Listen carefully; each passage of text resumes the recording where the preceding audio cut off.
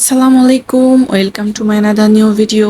I hope সবাই অনেক ভালো আছেন। তো দেখে বুঝতে পারতেছেন আজকে আমি নিয়ে এসেছি কাঁচা আমের রেসিপি। তো সবাই তো কম বেশি কাঁচা আমের ভর্তা করতে পারে, এক একজন এক এক রকম করে। তো আমি একটু একটু ডিফারেন্ট ওয়েতে করব, মানে জাস্ট এটা হচ্ছে ভালো হওয়ার জন্য, আর অন্য কিছুই না। নাহলে সচরাচর সবাই একরকমই খায়, তো চেষ্টা করছি এডিটিংটা একটু অন্যরকমভাবে করার জন্য। তো যাই হোক, কাঁচা আমটাকে ভালো করে ধুবো এখন। দেখছেন ম্যাজিক, পানিতে ধোয়ার পরেই সেটা আঠি মানে চামড়া সহ চলে গেছে। তা যাই হোক, এটাকে এখন আবার ভালো করে ধুবো, কারণ কাঁচা আমে কিন্তু অনেক কষ থাকে। কাঁচা আমে না, কাঁচা যে কোনো জিনিসই কষ থাকে, সেটা যখন জিহ্বায় লাগে অনেক সময় সমস্যা হয়। সেজন্য একটু ভালো করে ধুয়ে নিয়ে নিচ্ছে। ধোয়ানো শেষ, এবার দিলাম লবণ। আপনারা হয়তো ভাববেন যে এটা তো কাঁচা আম না, একটু হলুদ হলদে ভাব চলে আসছে, তার মানে কি জানেন এটা হচ্ছে পক্ক হয়েছে।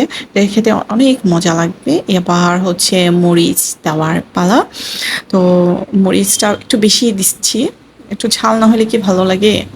সবারই সব কিছু ঝাল ঝাল খেতে ভালো লাগে। তো যাই হোক, পরে কি হবে সেটা পরেই চিন্তা করি, আগে তো খেয়ে নিই। খাওয়ার পরে না হয়, খাওয়ার পরে পেটের অবস্থা কি হবে সেটা পরেই চিন্তা করব।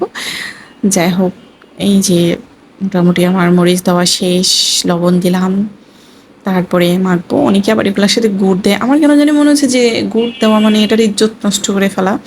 টক তো টকই, টক জিনিস একটু টকভাবে না খেলে কি হয়? তো এটাকে কসলাইয়া কসলাইয়া ভালো করে মেখে, একদম ভালো করে হাত দিয়ে মেখে মেখে তারপরে আমরা এটাকে খাবো, যাতে এটার পানি বের হয়। যে যে কোনো জিনিস, যে কোনো ভর্তা যখন মাখবেন পানি না বাইর হবে, তাহলে কিন্তু এটা অনেক মানে মুখে লাগার পরে কিন্তু এত টেস্ট লাগবে না।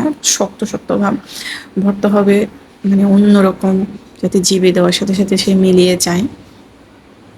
যাক, আমি এখন খাচ্ছি, এখন টেস্ট করে ফেলছি, সেই হয়েছে। জাস্ট আপনাদের সাথে শেয়ার করতে পারতেছি না, তাহলে শেয়ার করলে তো অনেক ভালো হইতো। একদিন সবাই মিলে খাবো। তো ভালো লাগলে অবশ্যই লাইক কমেন্ট করবেন।